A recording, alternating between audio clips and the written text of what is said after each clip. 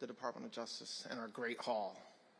We're thrilled that you're here with us today. This is an incredibly historic day for our department and for everybody in this room, because I know you guys are not here to see me. I know who you're here to see. And it's because for the first time, President Trump is going to come here and speak at the Department of Justice in our great hall. And it's a great day.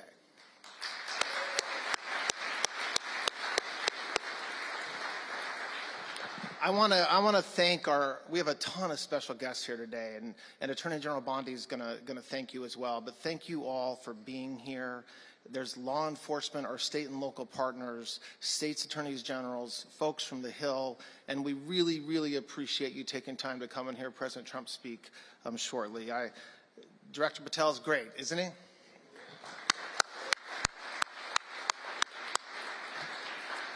So, like was just announced from above, my name's Todd Blanche, and I'm the Deputy Attorney General. I will tell you that I love this department. Our mission, keeping our borders safe, keeping our cities safe, our rural communities safe, that's a great job. That's our mission, and we're executing, as Director Patel just said, on that mission right now. Some of you may know me because I represented President Trump over the past couple of years.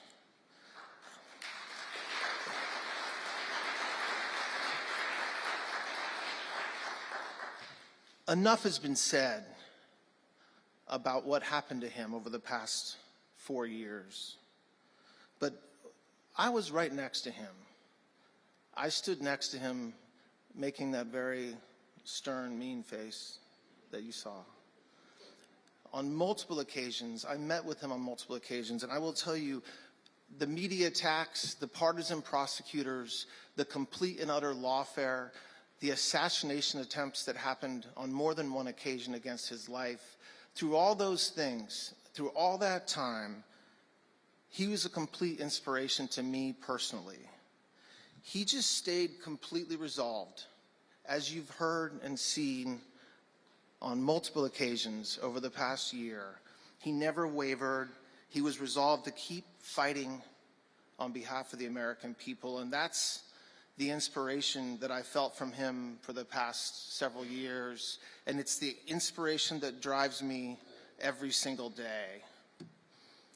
In a little while, you're going to hear from our great Attorney General, and she's going to also share some words about the vision and what we're going to do to make America safe again. I've been here 7 days. So I'm going to tell you a little bit of what I've learned in that time, of what we've already done since January 20th. 53 days ago, the President made the American people a promise. He promised that under his watch, safety will be restored, violent criminals and illegal aliens will be brought to justice, and the partisan weaponization of the Justice Department will end. We have a lot of work to do to keep that promise to the country, but let me tell you a bit about what we've already done. The President promised to the American people to eliminate the cartels that have been flooding our country with drugs and violent criminals. We responded, as Director Patel just said a few minutes ago, by working with the President's team to secure custody of 29 cartel leaders from Mexico. These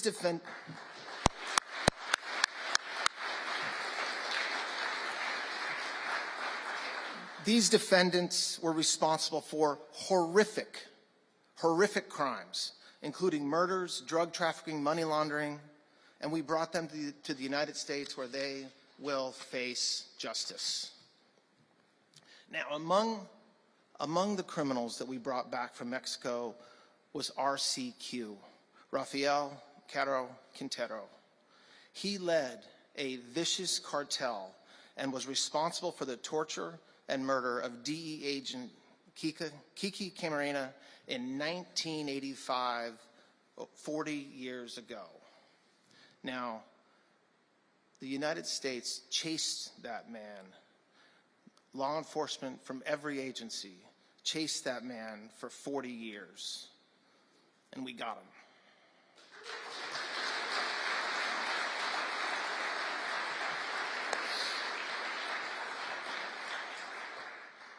I was really happy and satisfied to learn just the other day that Special Agent Camarena's handcuffs, they were saved by his son, who is now a judge in California, were used on RCQ at his presentment in United States District Court.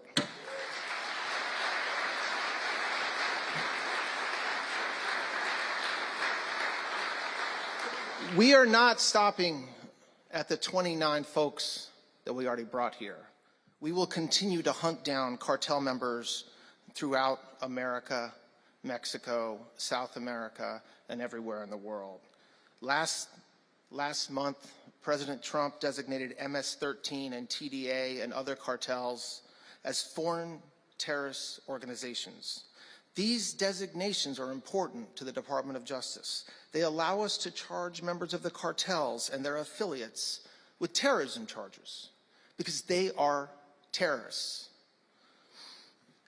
This designation reflects the damage that they have done to our communities everywhere in this country.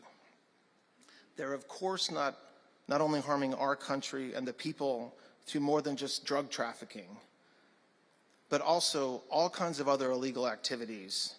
And so the people that support him, both in the United States and abroad, will be targeted by us.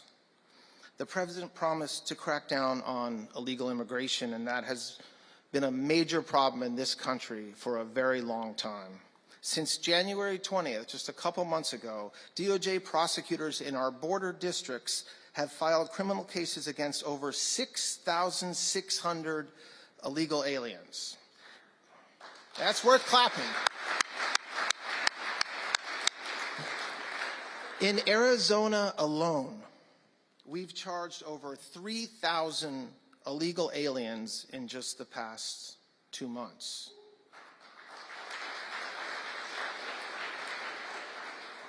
Illegal immigration has resulted in the death of countless American citizens. Take the case of Wake County Sheriff Deputy Ned Byrd. On August 11, 2022, he was murdered at the hands of 2 illegal aliens. Now, they were brothers, the Sotelo brothers, and they were arrested, but one of them escaped prison and fled to Mexico. He remained in Mexico for over 2 years. Then President Trump took office. The Justice Department and our law enforcement worked tirelessly, and he was brought back to the United States where he will face justice.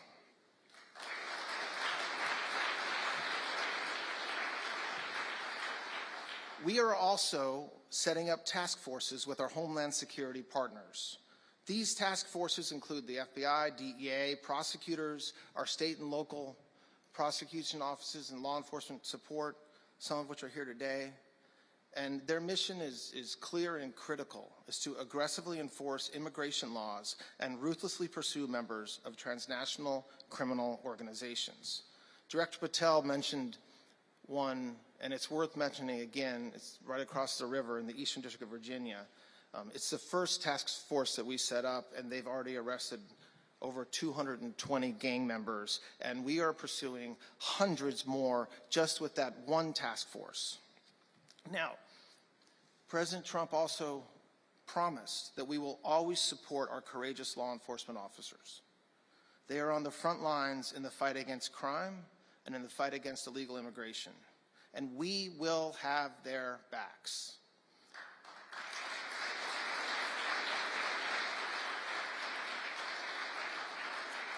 In an executive order, the President directed us to seek the death penalty where appropriate for anyone who murders a law enforcement officer. 2 months ago, U.S. Border Patrol agent David Christopher Mayland was tragically murdered in Vermont. Last month, a federal grand jury indicted Teresa Youngblood for the shooting of Agent Mayland. We are strongly considering seeking the death penalty in that case. The President promised that under his watch, we will no longer stand by while universities tolerate and facilitate anti-Semitism and support of terrorism on their campuses.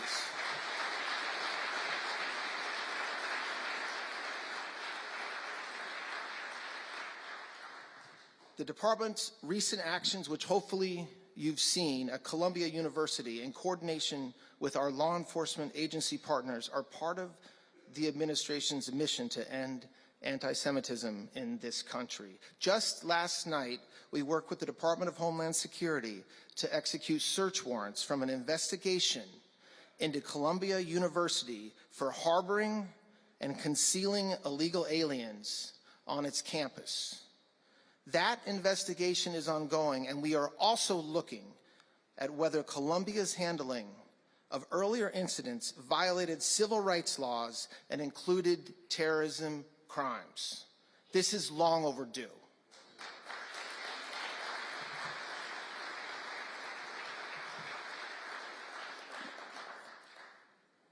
Let me be clear. Hamas is a terrorist organization. It has the blood of American citizens on its hands, innocent victims, many of whom are citizens of this country, have died because of Hamas's actions. Any person engaging in material support of terrorism will be prosecuted.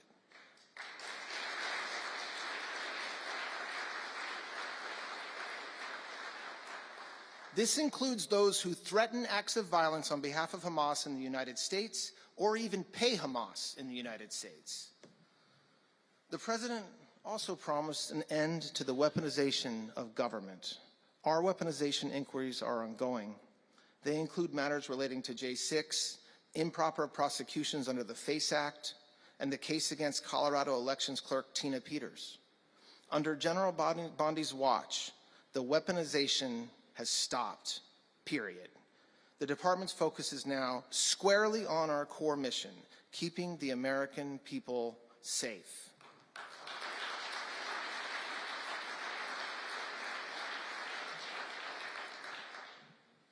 That was a brief overview, and as you can tell, we have been very busy doing a lot of work in this department since January 20th. And that would not have been possible with everybody in this room. Without everybody in this room.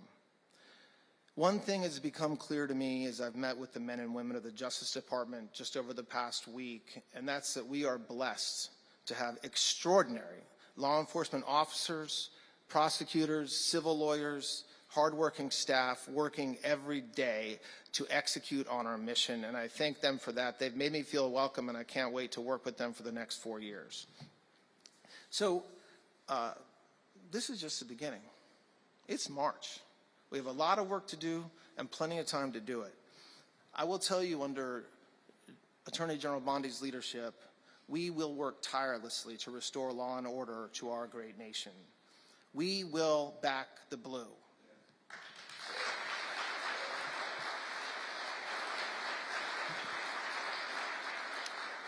And I couldn't agree more with what Cash said a few minutes ago, that we are going to go after violent criminals and illegal aliens throughout our nation.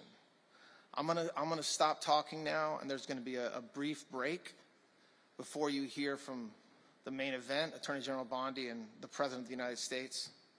But I just want to thank, again, all of you folks for being here today. I want to thank President Trump for visiting us today on what is a truly historic day, and most of all, I want to thank all of you for being here, and we got a lot of work to do, and we're ready to do it. Thank you very much. Your touch along lonely time,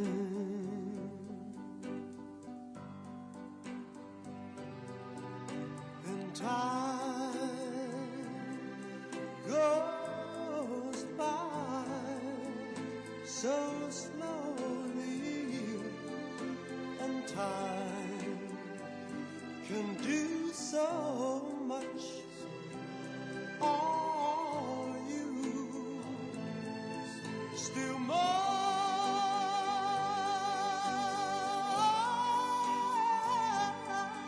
I need your love. I need your love. God, speed your love to me.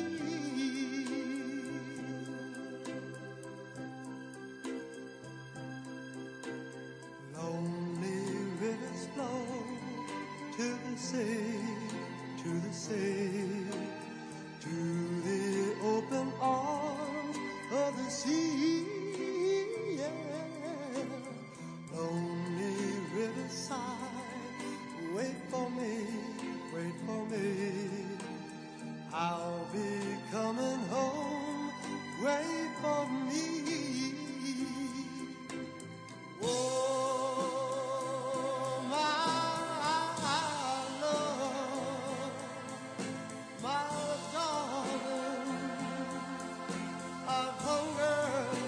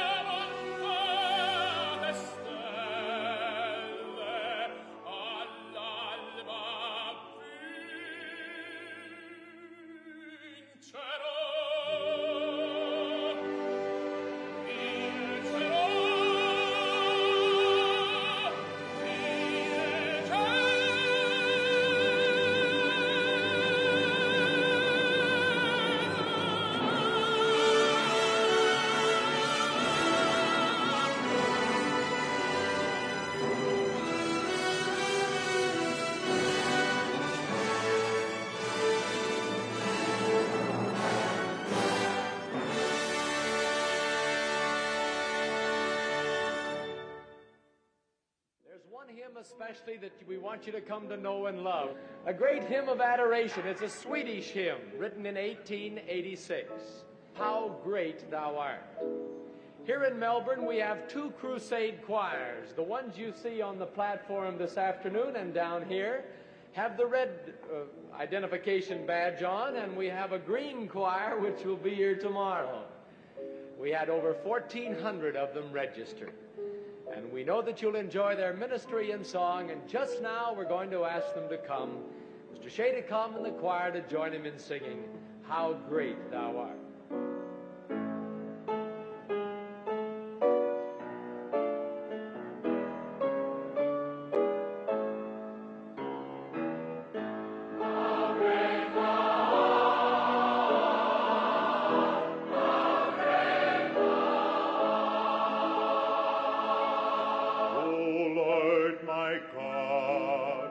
When I in awesome wonder consider all the worlds thy hands have made, I see the stars, I hear the rolling thunder, thy power throughout the universe displayed.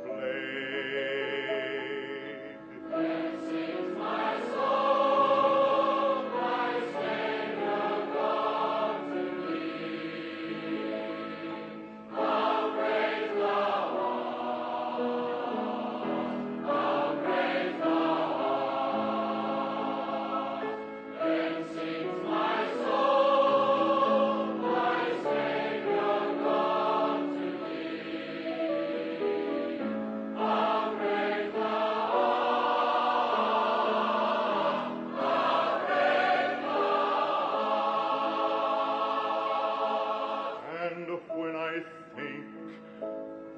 God his Son not sparing sent him to die, I scarce can take it in, that on the cross my burden gladly bearing, he bled and died to take away my sin. Then sings my soul, my Savior God to thee. How great thou art, how great thou art.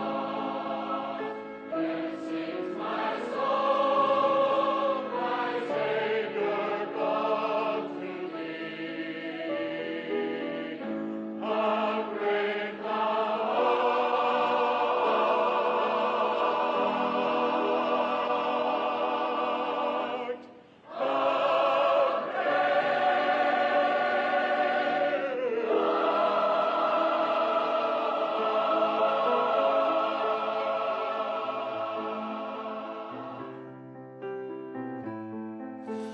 Heard there was a secret chord that David played and it pleased the Lord, but you don't really care for music, do you?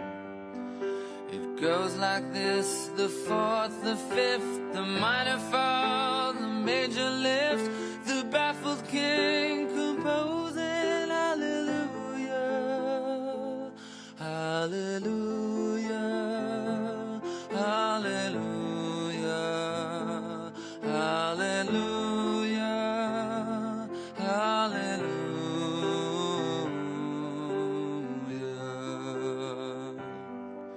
Your faith was strong, but you needed proof. You saw her bathing on the roof, her beauty and the moonlight overthrew you. She tied you to a kitchen chair, she broke your throne, she cut your hair, and from your lips she drew the hallelujah, hallelujah, hallelujah, hallelujah, hallelujah.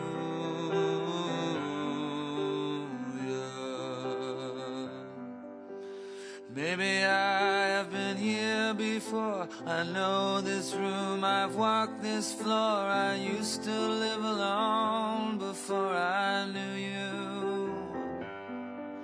I've seen your flag on the marble arch. Love is not a victory march. It's a cold and it's a broken hallelujah. Hallelujah. Hallelujah. Hallelujah. Hallelujah.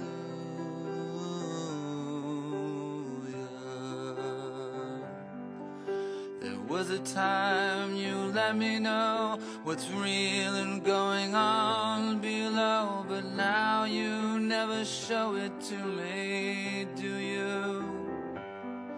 And remember when I moved in you, the holy dark was moving too, and every breath we drew was hallelujah. Hallelujah. Hallelujah. Hallelujah. Hallelujah.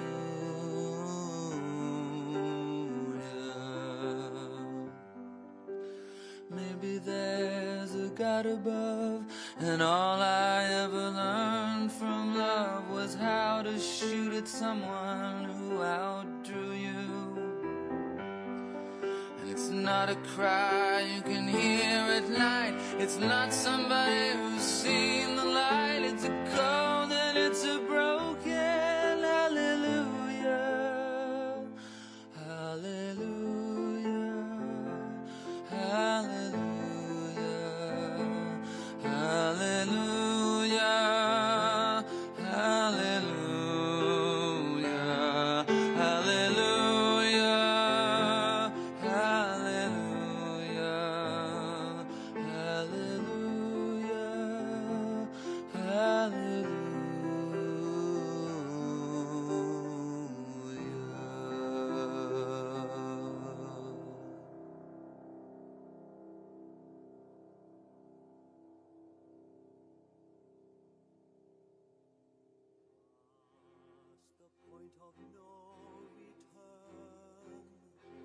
No backward glances. The games we've played till now are at an end. Past all thought of if or when. No use resisting. Abandon thought and let the dream descend. What raging fire shall flood the soul? What rich desire unlocks its door? What sweet seduction lies before us?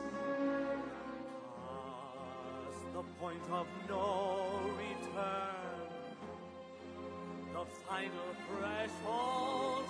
What warm unspoken secrets will we learn beyond the point of no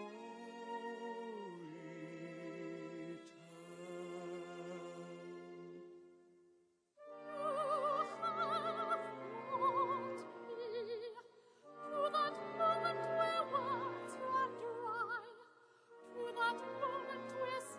Disappears into silence.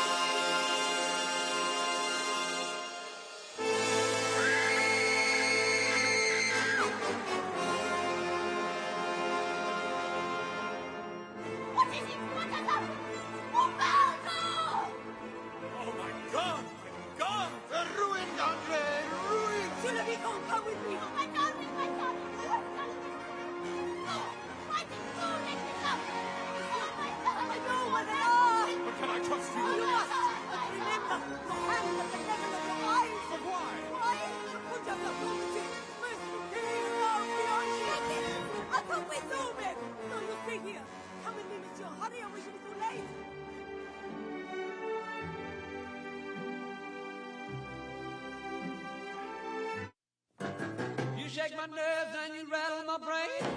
Too much love drives a man insane. You broke my will, but what a thrill. Goodness gracious, great balls of fire.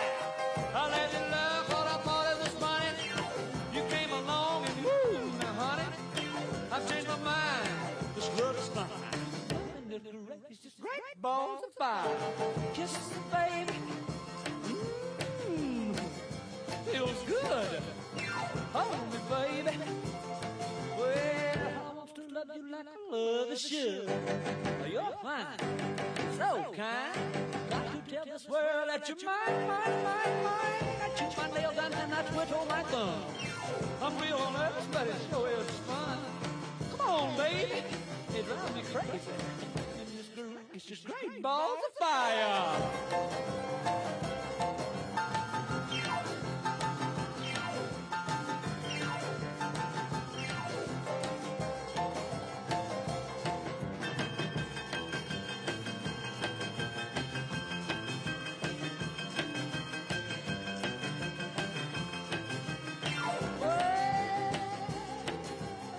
Kisses me, baby. Feels good. Hold me, baby. Well, I want to love you like I love you should. You're fine, so kind. Got to tell this world that you're mine, mine, mine, mine. That you're my nails and I twiddle my thumb. Real nervous, but it sure is fun. Come on, baby. Drive me crazy. Goodness gracious, great balls of fire.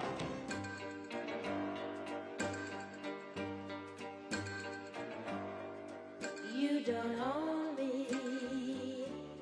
I'm not just one of your many toys. You don't own me. Don't say I can't go with other boys. And don't tell me what to do. Don't tell me what to say. And please, when I go out with you, don't put me on display, 'cause you don't own me. Don't try to change me in any way. You don't own me. Don't tie me down, 'cause I'd never stay. I don't tell you what to say. I don't tell you what to do. So just let me be myself. That's all I ask of you. I'm young and I love to be young. I'm free and I love to be free. To live my life the way I want. To say and do whatever I please.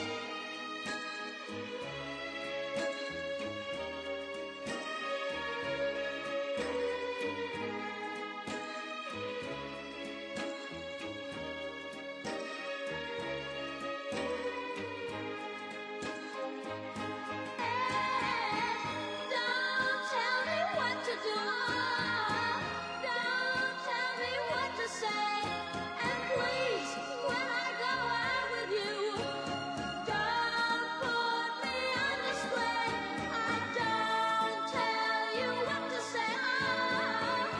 Don't tell you what to do.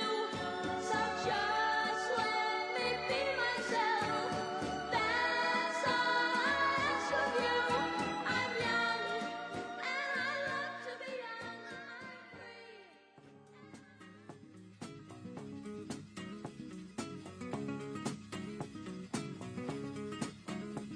Jolene, Jolene, Jolene, Jolene, I'm begging of you, please don't take my man.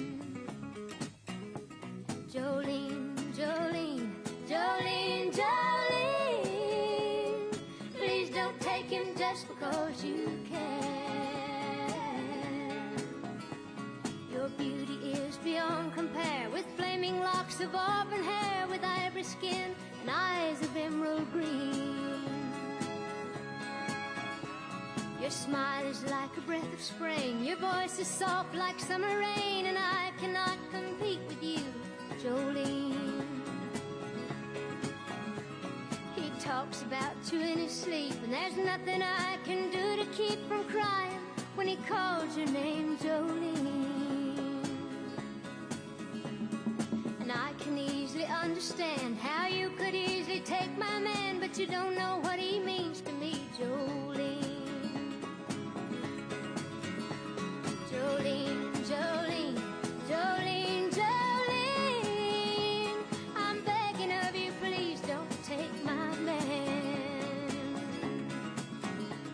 Jolene, Jolene, Jolene, Jolene, please don't take him just 'cause you can. You could have your choice of men, but I could never love again. He's the only one for me, Jolene. I had to have this talk with you. My happiness depends on you, and whatever you decide to do, Jolene. Jolene, Jolene, Jolene, Jolene, I'm begging of you, please don't take my man. Jolene, Jolene, Jolene, Jolene, please don't take him even though you can. Jolene, Jolene.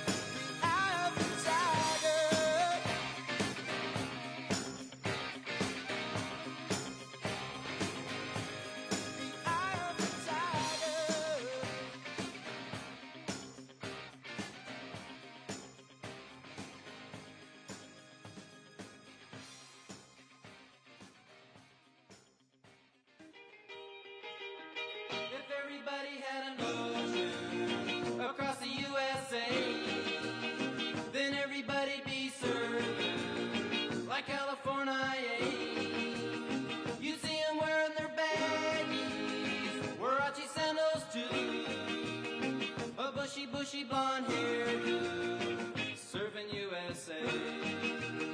You'll catch him surfing at the Ventura County line, Santa Cruz and Trent, Australia's Caribbean, all over Manhattan, and down Doheny Way. Everybody's gone surfing, surfing USA. We'll all be planning out a route we're gonna take real soon. We're waxing down our surfboard, we can't wait for June. We'll all be gone for the summer, we're on safari to stay. Tell the teacher we're surfing, surfing USA. Hangar Beach and Swan, Pacific Palisades, San Onofre and Sun, Redondo Beach and LA, all over La Jolla, at Waimea Bay. Everybody's gone surfing, surfing USA.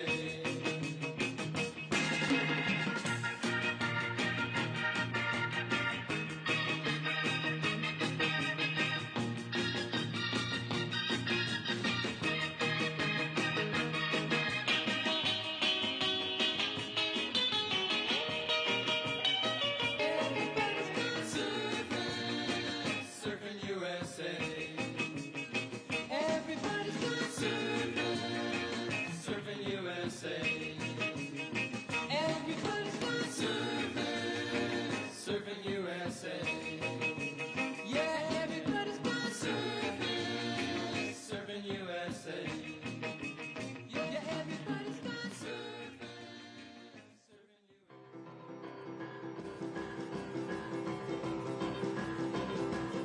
Come on over, baby, whole lot of shaking going on. Yes, I say, come on over, baby, baby, you can't go wrong. We ain't faking, whole lot of shaking going on.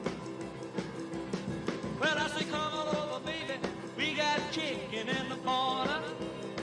Woo, huh? Come on over, baby, well, they got the bull by the horn.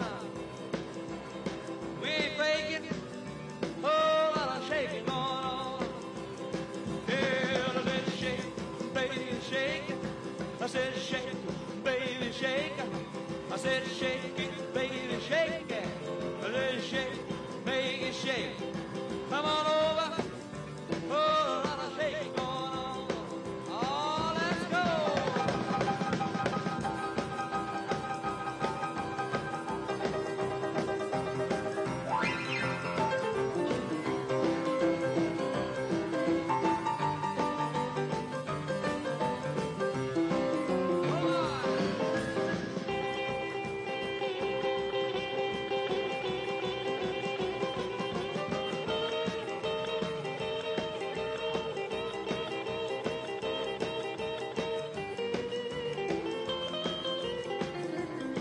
Well, come on over, baby. We got chicken in the barn. Who's born? Was born? My born. Come on over, baby. Well, I got your bull by the horn. We ain't making a whole lot of shaking going on. Easy now, shake it. Oh, shake it, baby. Yeah. You can shake it one time for me. Has to come on over, baby. Oh, Lord, shake it going on. Now let's get real low one time now. Shake, baby, shake. All you gotta do, honey, is kind of stand in one spot. Wiggle around just a little bit. And that's what you got. Yeah. Baby, oh, Lord, shake it going on. Now let's go one time. Shake it, baby, shake it. Shake it, baby, shake it. Ooh, shake it, baby. Come on, baby, shake it, baby, shake it. Come on up. Oh, lot of shaking going on.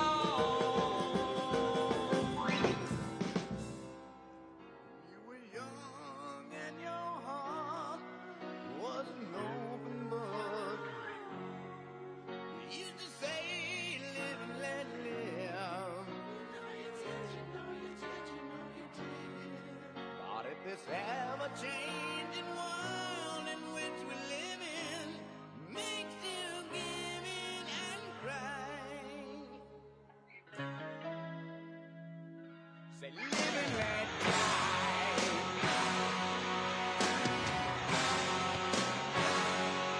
Live and let die.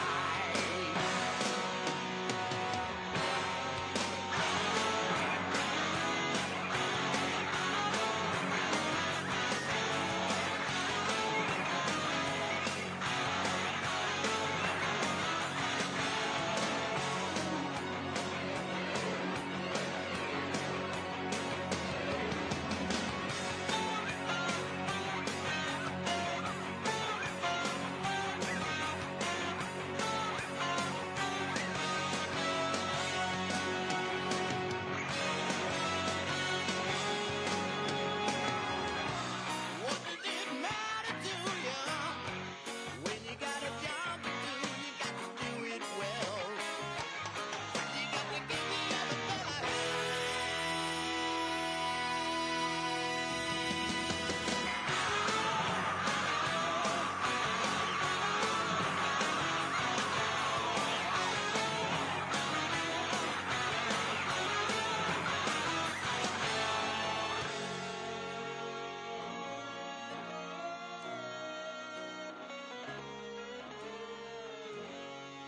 you just say, live and let live. You know you did, you know you did, you know you did. But if this ever-changing world in which we live in makes you give in and cry, say, live and let die.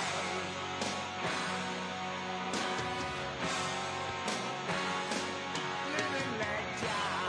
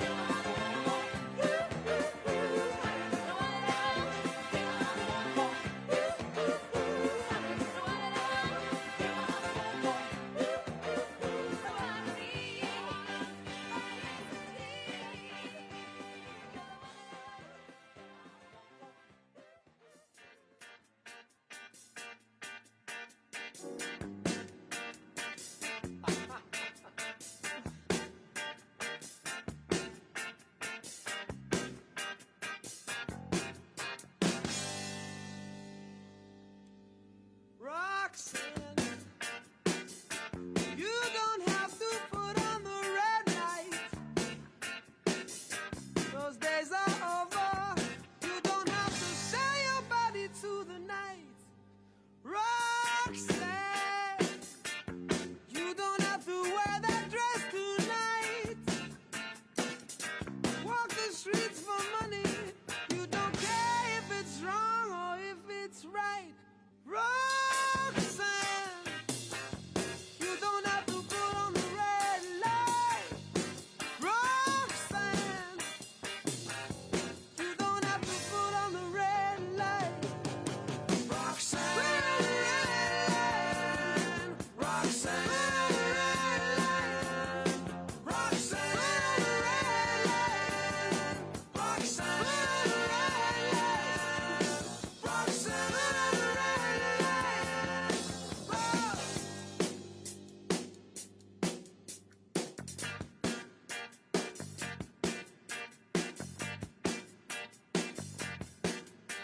I love you since I knew you. I wouldn't talk down to you. I have to tell you just how I feel. I will share you with another boy. I know my mind is made up, so put away your makeup. Told you once, I won't tell you again. It's the bad way. Roxanne, you don't have to put on the red light. Roxanne, you don't have to put on the red light. You don't have to put on the red light. Roxanne, Roxanne, Roxanne, Roxanne,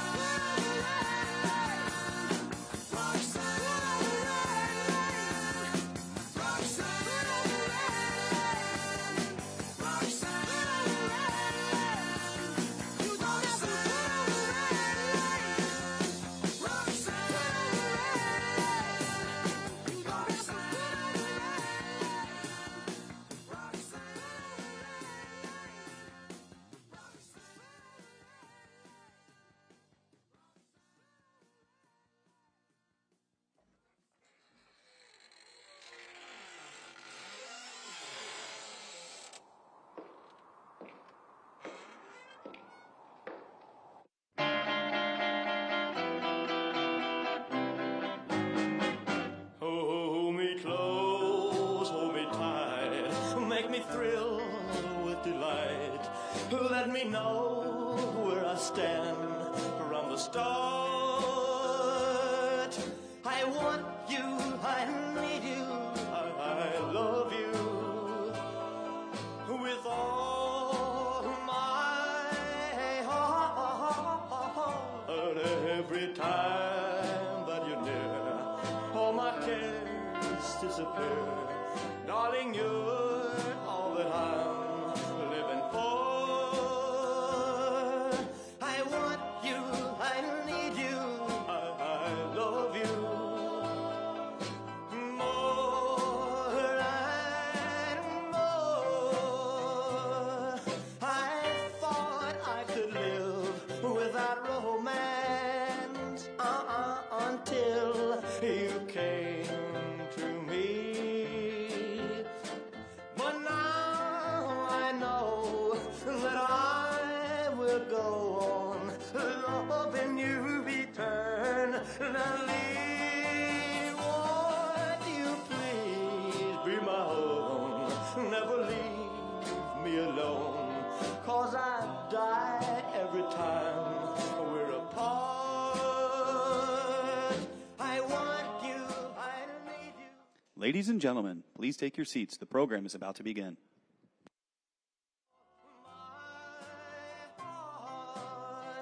Well, I thought I could live without romance until you came to me.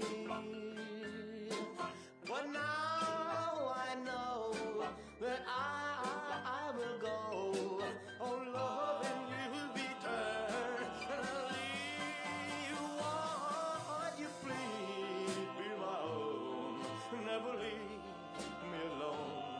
'cause I die every time we're apart.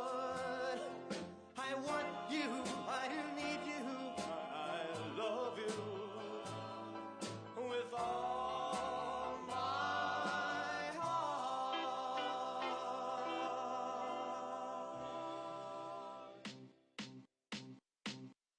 I remember when I lost my mind.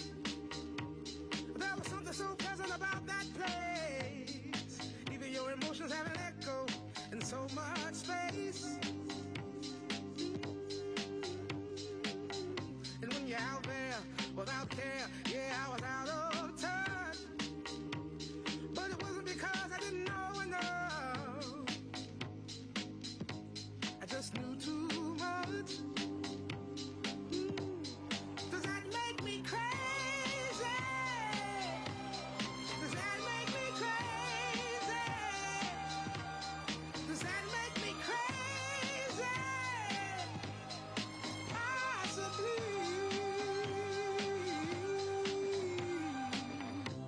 And I hope that you are having the time of your life. But think twice.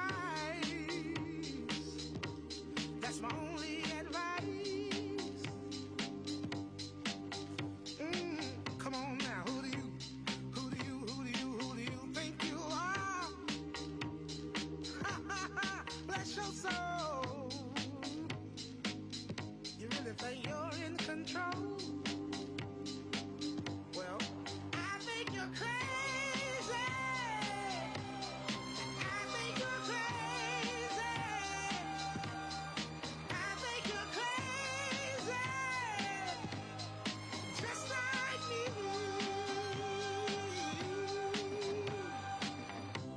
My heroes had the heart to lose their lives out on a limb. And all I remember is thinking, I want to be like them.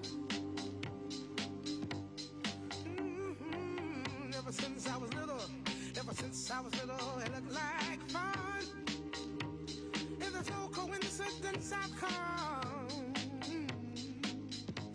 And I can die when I'm done. But maybe I'm crazy. Maybe you're crazy. Maybe we're crazy. Probably.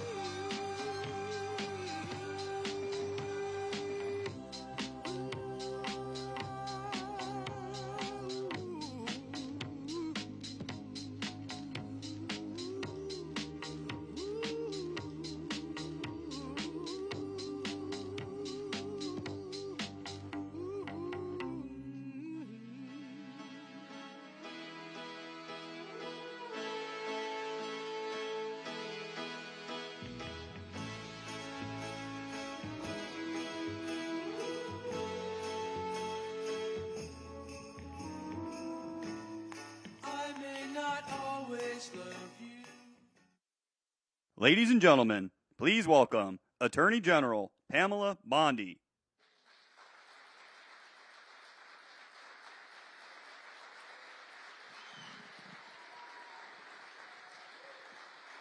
Hi, please be seated. Welcome to the Department of Justice.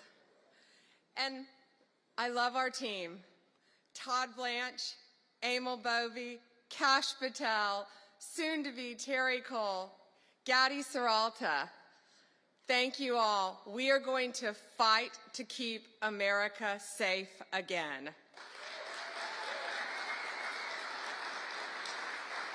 President Trump has prioritized tackling our nation's fentanyl crisis, and he has taken decisive action to fight it. I want to thank our U.S. attorneys who are here today, our state attorneys general from all around the country. I see all my friends out there, my colleagues, who will work to prosecute violent criminals, get the drugs off our streets, get the gangs off our streets, and get the illegal aliens out of our country. And thank you to all of our federal, state, and local law enforcement officers who are here today who keep us safe every day and night. Thank you to all of you.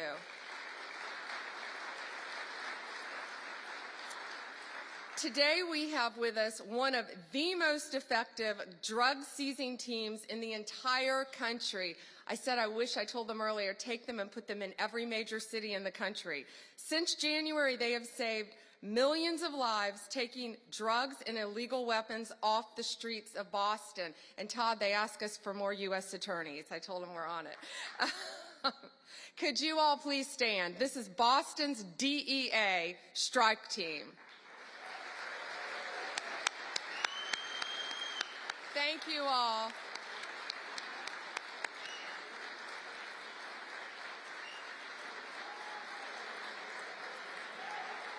Thank you.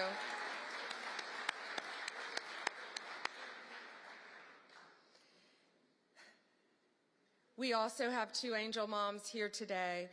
Anne lost her son. He was 15. He thought he was taking a Percocet at school, and it was laced with fentanyl. And he was beautiful. And I'm so sorry. But all of these people in this room, thanks to the directive of Donald Trump, are going to keep our streets safe and protect our kids. Thank you for being here.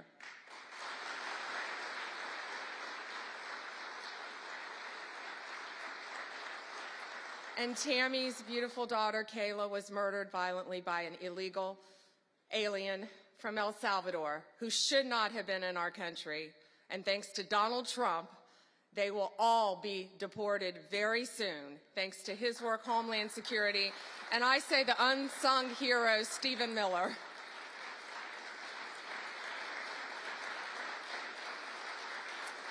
On stage, we have, this is 180 kilograms. It represents, not real, of fentanyl, okay? So this represents 1 kilo of fentanyl. In its pure form, this 1 kilo can kill 500,000 people. The 180 there, in pure form, could kill 90 million people. That is the population of California, Texas, and Florida. That's what we're dealing with in our country. That's why angel moms go around the country. That's why Donald Trump has taken such a hard stance against cartels, securing our borders, getting these gangs and drugs out of our country. But look at that. That can kill 3 states in its pure form. That should terrify everyone. I see our senators made it. Did our senators? Thank you. However, taking the drugs off the streets is only half the battle. President Trump has secured our borders and will continue to fight the cartels throughout this country, deport them all, or lock them up for the rest of their lives, thanks to our prosecutors around this country where they belong. Under the last administration, cartels, criminals, they freely walked in and out of our country with impunity. No longer. Under Donald Trump, they live in fear, and they better live in fear because we're coming after all of them. I am so proud to have a team with Emil and Todd and all of our great team. And we all work for the greatest president in the history of our country. We are so proud to work at the directive of Donald Trump. It is, he will never stop fighting for us, and we will never stop fighting for him and for our country. It is an honor to welcome to the Department of Justice the 45th and the 47th President of the United States.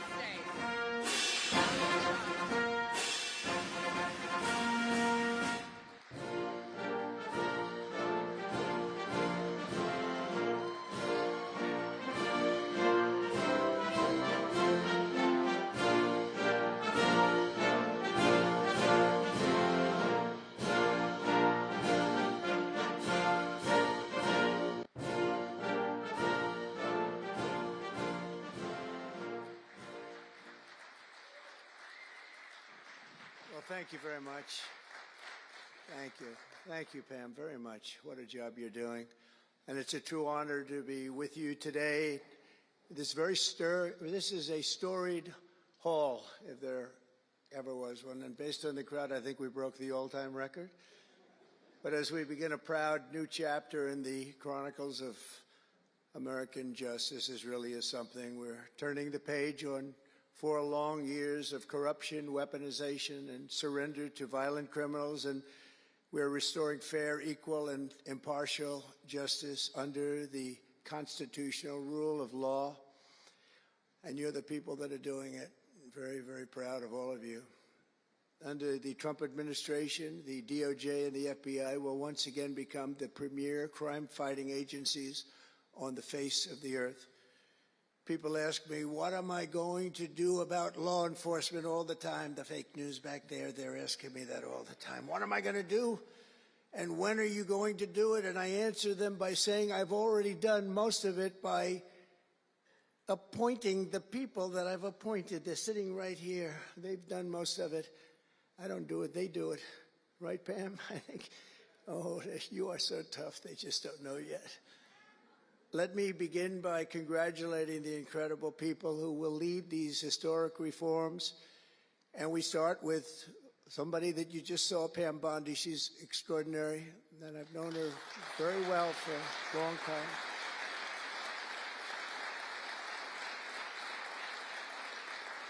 I watched her for a long time in Florida, for years in Florida, and highly experienced. She seems so young, but she's highly experienced, that I can tell you. She was a phenomenal Attorney General in Florida, and she's going to do a really amazing job. Also, our new director of the FBI, Kash Patel. Kash, right.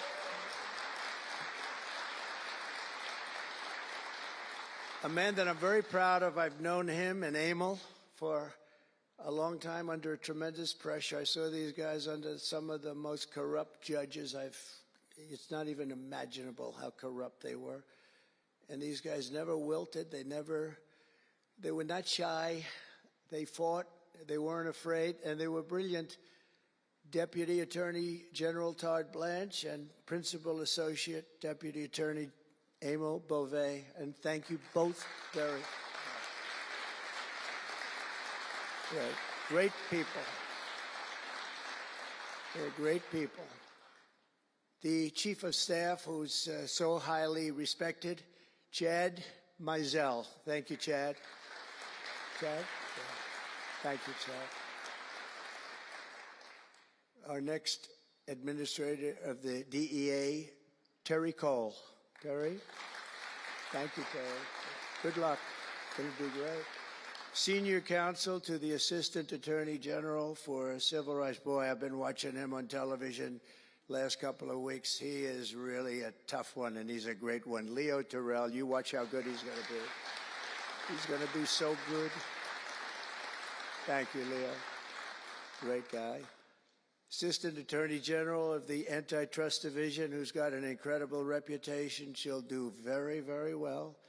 Gail Slater. Thank you, Gail. Good luck. Great job.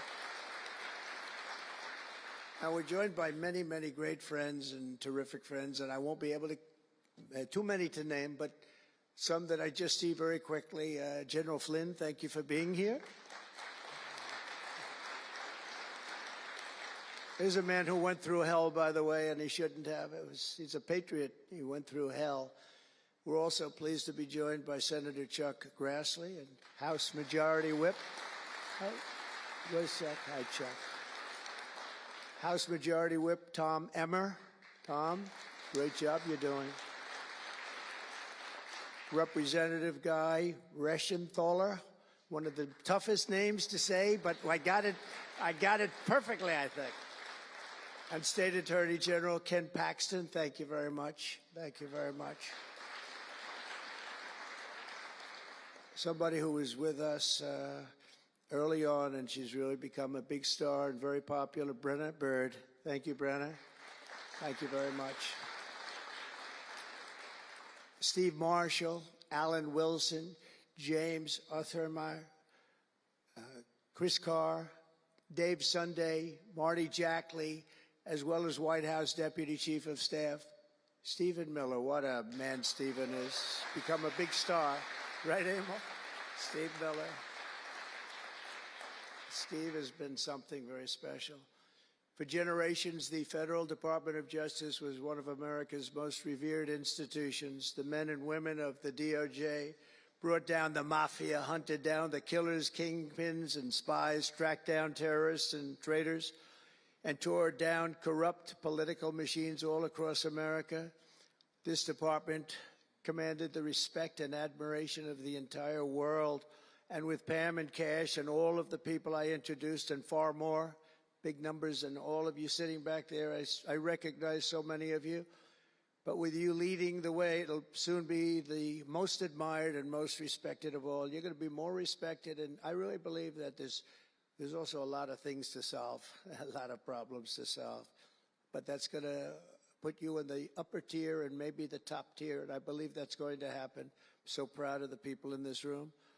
But first, we must be honest about the lies and abuses that have occurred within these walls. Unfortunately, in recent years, a corrupt group of hacks and radicals within the ranks of the American government obliterated the trust and goodwill built up over generations. They weaponized the vast powers of our intelligence and law enforcement agencies to try and thwart the will of the American people. You remember the 51 intelligence agents that said, as an example, that Hunter Biden's laptop from hell came from Russia, when they knew it came right from his bedroom. They knew that. It was a big lie, and they knew it so well. They spied on my campaign, launched one hoax and disinformation operation after another, broke the law on a colossal scale, persecuted my family, staff, and supporters, raided my home, Mar-a-Lago, and did everything within their power to prevent me from becoming the President of the United States. With the help of radicals like Mark Elias, Mark Pomerantz, and these are people that nobody's ever seen anything like it. So many others, but these are people that are bad people, really bad people. They tried to turn America into a corrupt, communist, and third world country. But in the end, the thugs failed and the truth won. Freedom won, justice won, democracy won, and above all, the American people won. There could be no more heinous betrayal of American values than to use the law to terrorize the innocent and reward the wicked. And that's what they were doing at a level that's never been seen before. And it's exactly what you saw with Joe Biden, Merrick Garland, and their cronies to do the building of the last 4 years. What they've ripped down is incalculable. But what you're going to build up is likewise something that will be breaking all sorts of records. They set loose violent criminals while targeting patriotic parents at school board meetings. They dropped charges against Antifa and Hamas supporters while labeling traditional Catholics as domestic terrorists. The Catholics, we did very well with the Catholic vote, so I want to thank them for that. They really did, record numbers. I would say, what's with the Catholics? They're really after the Catholics, so I don't know. They were after a lot of people. Maybe they didn't even know why. They imported illegal alien murderers, drug dealers, and child predators from all over the world to come into our country while putting elderly Christians and pro-life activists on trial for singing hymns and for saying prayers. They went to jail for that. Our predecessors turned this Department of Justice into the Department of Injustice. But I stand before you today to declare that those days are over, and they are never going to come back. They're never coming back.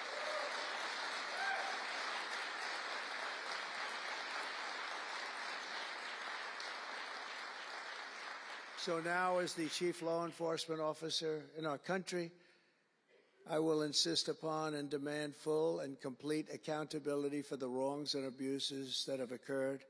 The American people have given us a mandate like few people thought possible. We won every single swing state. We won the popular vote by millions and millions of people. We won districts 2,750. Think of that, 2,750 districts compared to 505.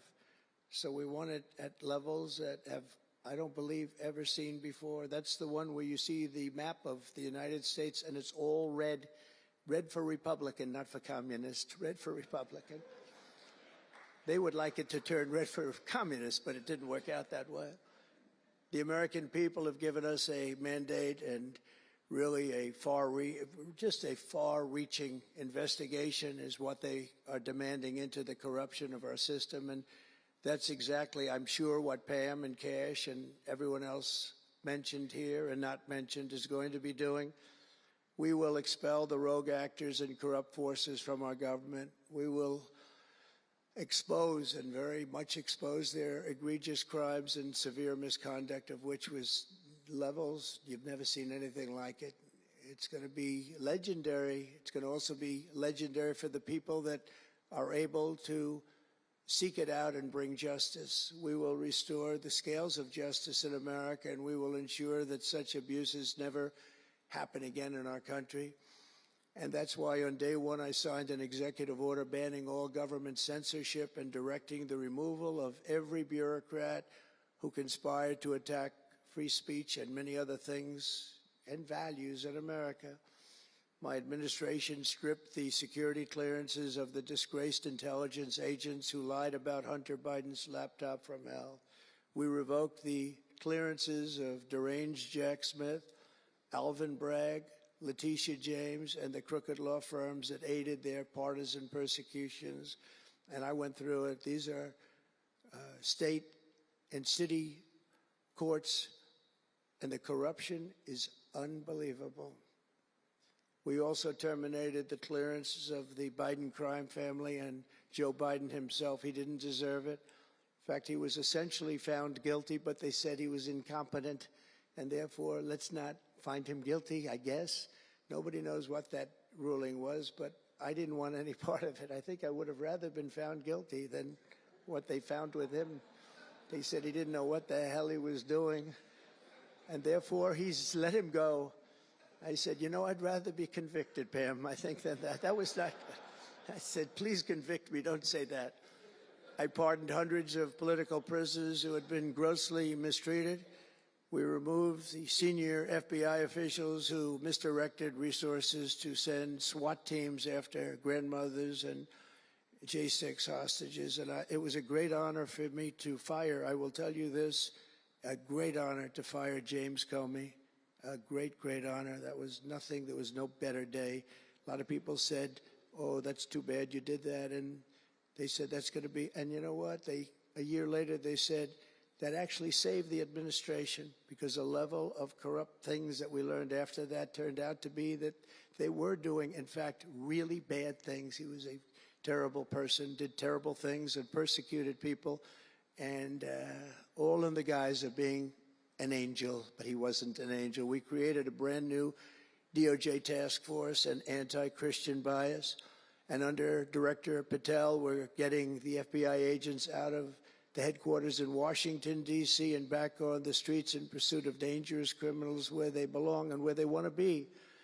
And, you know, you have that big FBI building, and it's a very big building, and they were going to build an FBI headquarters 3 hours away in Maryland, a liberal state, but that has no bearing on what I'm about to say, but we're going to stop it. Not going to let that happen. We're going to build another big FBI building right where it is, which would have been the right place because the FBI and the DOJ have to be near each other. You can't that's one thing I did learn from this persecution. The FBI and the DOJ work together. Now, in my case, they work together for bad purposes, but they do. They were always together. So how can you have one that's 3 hours away? But one thing I said to Cash, well, we're going to get a great building built. It's going to be a magnificent building. He said, sir, we don't need that kind of room. I said, what do you mean? He said, I'm just going to take a old Department of Commerce building that's about 25% the size, and that's what I need. We're going to have the best staff that you've ever seen, and that's what I need. It's in a nice location, but I don't need that big building. Why don't you just sell the site to somebody, and we're going to be very happy. And they want to have far fewer people, but we also want to have them in D.C., and if for no other reason, we like having law enforcement walking the streets of our capital, because when the bad guys are out there and they see there's an FBI agent, that's the ultimate in law enforcement, and they're not going to be acting so bad. We're cleaning up our city. We're cleaning up this great capital, and we're not going to have crime, and we're not going to stand for crime. And we're going to take the graffiti down, and we're already taking the tents down, and we're working with the administration. And if the administration can't do the job, we're going to have to take it back and run it through the federal government. But we hope the administration is going to be able. So far, they've been doing very well. The mayor's been doing a good job. We said there are tents galore right opposite the State Department. They have to come down, and they took them down right away. And so far, so good. But we want to have a capital that can be the talk of the world. When Prime Minister Modi of India, when the President of France, and all of these people, the head of Prime Minister of United Kingdom, they all came to see me over the last week and a half. And when they come in, I had the route run. I didn't want to have them see tents. I didn't want to have them see graffiti. I didn't want to have them see broken barriers and potholes in the roads, and we had it looking beautiful. And we're going to do that for the city, and we're going to have a crime-free capital. When people come here, they're not going to be mugged or shot or raped. They're going to have a crime-free capital again. It's going to be cleaner and better and safer than it ever was, and it's not going to take us too long. There's a new phenomena that is taking place with these violent, vicious lawyers that we have all over. They play the ref. You know what playing the ref is? Like the great Bobby Knight basketball coach. He'd scream and scream at the ref. He'd scream. I watched it. By the way, I love Bobby Knight because he endorsed me. And having Bobby Knight's endorsement in Indiana was an extremely good thing. A friend of mine said I was running in Indiana at the time. This was early on, 2016. And I was doing great, but friend came up and said, "You know Bobby Knight?" I said, "No, I don't, but I hear he was a tough cookie." He said, "Not only tough, he was beyond tough, but he's the most popular guy you can imagine." It turned out he wanted to endorse me. He called me about 2 years before. He said, "Sir, I'd like to endorse you." I said, "Is this really Bobby Knight?" He said, "It's me." I could tell it was Bobby Knight. He had been known for throwing the chair across the court and slapping a player. Can't do things like that, right? And the man that came in fired him. He was a new administrator for the college. That guy didn't last very long. They were like 14-0, and they fired Coach Knight. That was not good, but he had a little chip in his shoulder. But he loved Trump, and he came in, and he said, "I'd love to endorse you." He said, "If you ever run, please call me." So he said, "You know Bobby Knight?" I said, "Well, I don't know him," but he called me a couple of years ago. It was an amazing phenomenon. I took his number, and on each side of my desk in New York, I had stacks of paper, like nice and neat, but about 2 feet high each. And I said, I wrote his number down and I put it here 2 years ago. And I said, let me see if I can find it. It was almost like a miracle. I had other miracles that happened too. My ear is still throbbing. That was a miracle. That was a miracle also, wasn't it? That was a miracle also. Thank you. Thank you, Leo. Thank you. Thank you, my man. That was a miracle. Anyway, okay, that's very nice. Thank you. But so he said, Bobby Knight. So I said, I put his name down and I wrote it down. It's in one of these stacks. I lifted up. There would have to be 2,000-3,000 pages in each stack. I lifted it up, the first one, had no idea. And there was his name on a little card, Bobby Knight with his number. It was like incredible. I tell that story all the time. And I called him and dialed a number. He said, "I've been waiting for you to call." And he went out and he made a speech for me in a packed arena in Indiana, and it was over. It was over. He was a tough guy. He actually went a little far, if you remember. He made a great speech because he was actually a motivational type guy, to put it mildly. But he left the stage, and then I'm talking, and he walks back onto the stage. I said, uh-oh, this is trouble. Why is he coming back? He was a big guy, too. Why is he coming back? He said, "May I say a few more words?" I said, "Yeah, go ahead, Bobby. Say a few more words." A little different. And he said, "And let me tell you something about this guy, Trump. This guy, if he has to, will use the nuclear weapons that we have. He will use he has no fear. He's going to use, and that's the kind of guy. And he walked off the stage. I said, I think I'm in big trouble, Pam. That was not good, but it worked out okay. In the meantime, we won the state in a landslide, and it was great. And it was just an amazing period of time. But this is the most amazing period of time. I think this is more amazing. What's taken place is more amazing. I think it's more consequential. And if we do the job, you know, one of the big media outlets said what we did was the most consequential election in the last 129 years. Well, if we do the job that we're all capable of doing, I think it's going to prove to be that and then some. And that's what we want to do. We have a real big shot at making this country so great. So great. What happened to our country was so sad. What they've done in 4 years to our country with the borders, with Afghanistan, the most embarrassing period of time, allowing the Russian situation, was never going to happen, with Ukraine, allowing October 7th to happen, would have never happened, because under me, Iran was totally broke. They had no money. They weren't giving any money to Hamas or Hezbollah. It was totally broke.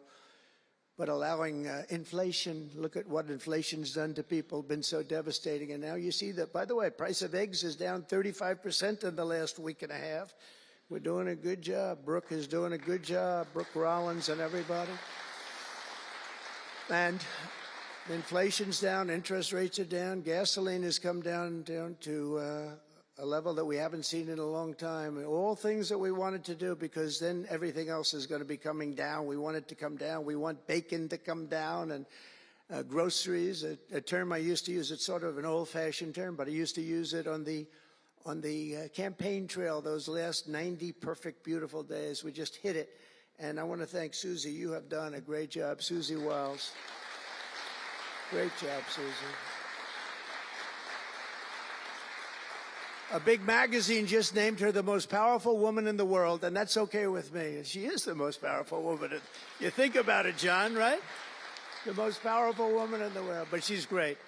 And we had a great 90 days. It was a perfect 90 days, and it was a great result. But we want to put that result to good use by doing a phenomenal job. And I want to tell you that Todd and Emil know this very well. We had an amazing judge in Florida, and her name is Eileen Cannon.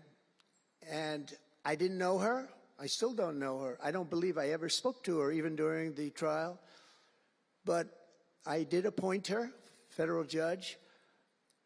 And these fake lawyers, these horrible human beings, were hitting her so hard, public relations-wise. They were playing the ref. I don't think it's legal. I don't think it's legal. They might as well go out and just shout it in a courthouse. They were saying she was slow, she wasn't smart, she was totally biased, she loved Trump. I didn't know her, other than I saw her the couple of days that I was in court, and I thought her decorum was amazing. Anything bad they could say, though, they were saying about her, it was whatever they could say bad about a human being, all made up. Because actually she was brilliant. She moved quickly. She was the absolute model of what a judge should be. And she was strong and tough. And how do you get them to stop if you're a judge? How do you get them to stop with the playing the ref? Bobby Knight would play the ref. That's why I brought up the Bobby Knight story. He would play the ref. He'd scream at the ref. He'd scream so hard. Oh, boy, it was terrible, actually. And the people would come up, his assistant coaches would come up to place. Coach, don't do that. Don't do it. He said he's not going to change his tune, Coach. He called it. He's not changing. I don't care. And he screamed. That's when he threw the chair. He starts going crazy. And he said, no, he's not going to change this time, but he's going to change for the next play. And sure as hell he did. You know, Bobby, by the way, had the last undefeated team in basketball. And relatively speaking, you know, he had a team. He always had a team. He never had that. Well, he had a couple of great players, obviously, some top NBA players, but very few relatively. He had a team, but he won the national championship 3 times. But he had the last undefeated team in basketball. And he would play the ref, and he would scream at him. He knew exactly what he was doing. They're doing the same thing. He said, no, he's not going to change now, but he's going to change for the next one. That's what he wanted to do. He wanted to scare the hell. They wanted to scare the hell out of the judges, and they do it. And how do you stop it if you're a judge? Because you want to go home, you have a family, you have children, and the New York Times will write whatever these people say, and the Washington Post, and the Wall Street Journal, and MSDNC, and the fake news CNN, and ABC, CBS, and NBC, and they'll write whatever they say. And what do you do to get rid of it? You convict Trump. All you have to do is be really tough on him and ultimately convict him, and they leave you alone. It's totally illegal what they do. I just hope you can all watch for it, but it's totally illegal. And it was so unfair what they were doing to her. But they do it all the time with judges. But in her case, she was very courageous, and it only made her angry. Wouldn't you say? It just made her angry. She didn't like it. A lot of them say, oh, please don't say that about me. My family, what's my husband going to say? What's my wife going to say, or my kids? Please don't say that. And it had absolutely no impact on her. And the case against me, which was a case, I will not use a bad word. I promised my wife I would never use a bad word. So just a little bad. The case against me was bullshit. And she correctly dismissed it. She correctly. Look at Emil, he's looking. He says, that's interesting. But these two guys were warriors. You got a warrior here. You got two warriors, I can tell you that. You got a whole bunch of them. But, and they wouldn't quit. They wouldn't take no for an answer. They just wouldn't quit. These two people right up here, and some others that are involved with it indirectly. And what the lawyers do is they're doing it to the Supreme Court justices, hoping that they'll be overcome by the horrible things they say about them. They say things about Supreme Court justices and judges that are just horrible. They're playing the ref. Remember the way they treated Justice Thomas and Justice Alito and Justice Kavanaugh, Justice Gorsuch. Chief Justice Roberts gets treated unbelievably badly, and they're hoping that they can sway them to go along because, again, what do? They're humans. You know, like it would be wonderful if everybody was just a perfect computer machine, but they're not. They're humans, and they don't want to be accused of many, many things, including gross incompetence. They don't like it, and they don't want it. There's not much they can do about it. You know, they're in a position they can't really fight back really very well. And so what they do is sometimes they get weak. I would say a majority, maybe, of the times. That's why I'm so impressed with Judge Cannon in Florida, how strong she was, how she held up. It actually made her more resolute than anything I've seen. I mean, it was amazing because they were hitting her so hard. It was so sad to watch this. But it's sad what they do to other judges. It's very sad what they do to the Supreme Court. And a lot of the judges that I had, if you look at them, they take tremendous abuse in the New York Times and the Washington Post, all of the different networks. They take such abuse. And honestly, very simply, they're afraid of bad publicity. They don't want bad publicity. And it's truly interference, in my opinion, and it should be illegal, and it probably is illegal in some form. There's no difference than speaking to a judge or shouting to a judge or doing whatever you have to do in a courthouse. They're doing it behind the back. They're usually doing it anonymously. They're saying anonymously, off the record, the judge is no good, but everybody knows where it's coming from. And it's totally coordinated. It's a campaign, and it's by the same scum that you have been dealing with for years, like guys like Andrew Weissman, deranged Jack Smith. There's a guy named Norm Eisen. I don't even know what he looks like. His name is Norm Eisen of Crew. He's been after me for 9 years. Now, Crew is a charitable organization. And the reason I'm saying this, Todd, is I'm only going to get one chance to say this. But these are bad people. I don't know who he is. I don't know what he looks like. But everything I read is Norm Eisen of Crew. And Crew is a charitable organization. And that's a political thing. His sole life is to get Donald Trump. And he's been vicious and violent. and he's trying, and he probably had pretty good success over the years. But with me, how did he do? I think I'm president. Am I here because I'm president? But we had to take all of that abuse. Even during the trials, we had to take tremendous abuse. Like, these wonderful guys, they're not legitimate people. They're horrible people. They're scum. And you have to know that. And you're going to have these cases where you can't allow yourselves to be deflected. You just can't let it happen. You have such a higher calling. And I believe that CNN and MSDNC, who literally write 97.6% bad about me, are political arms of the Democrat Party. And in my opinion, they're really corrupt and they're illegal. What they do is illegal. It makes no difference how big a victory I had. I can have the biggest victory in history. It makes no difference what kind of a failure the other side has. These people are going to go after me. And I said it during the big speech on Tuesday night. I said about Democrats, and I don't like that. I have great respect, by the way, for what Schumer did today. He went out and he said that I'm going to have to vote with the Republicans because it's the right thing to do. I couldn't believe what I heard. But, I think he's going to get some credit for it. I think, let's see what happens tonight with the big vote as it comes. But these networks and these newspapers are really no different than a highly paid political operative. And it has to stop. It has to be illegal. It's influencing judges, and it's really changing law, and it just cannot be legal. I don't believe it's legal. And they do it in total coordination with each other. And everything we do, we're restoring law, restoring order, and restoring public safety in America. That's what we want to do. And we're bringing honor and integrity and accountability back to the highest levels of the FBI, DOJ, and throughout our government. We're bringing our country back faster than anyone ever thought possible. We're working so hard at doing it, and we want fairness in the courts. The courts are a big factor. The elections, which were totally rigged, are a big factor. We have to have honest elections. We have to have borders, and we have to have courts and law that's fair. Well, we're not going to have a country. Crooked Joe Biden got us into a real mess with Russia and everything else he did, frankly, but he didn't know about it, and he, generally speaking, signed it with auto pen, so how would he know?